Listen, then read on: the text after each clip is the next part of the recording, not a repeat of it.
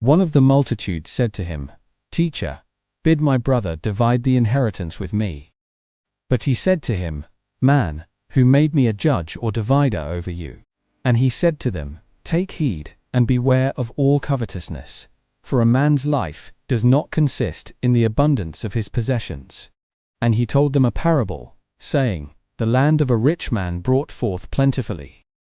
And he thought to himself, What shall I do, for I have nowhere to store my crops? And he said, I will do this. I will pull down my barns, and build larger ones. And there I will store my grain, and my goods. And I will say to my soul, Soul, you have ample goods, laid up for many years. Take your ease, eat, drink, be merry." But God said to him, "For this night your soul is required of you. And the things you have prepared, whose will they be? So is he who lays up treasure for himself, and is not rich toward God." Let's meditate on this gospel. In today's gospel, Jesus points to two manifestations of greed. On the one hand, he shows the man in the crowd that the source of his misunderstanding with his brother is greed.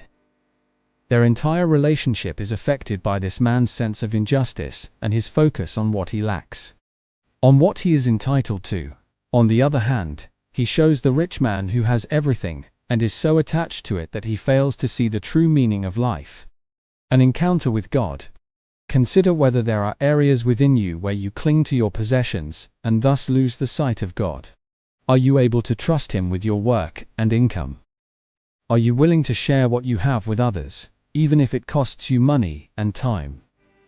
Jesus doesn't say that possessing or becoming wealthy is wrong, that you don't deserve restitution.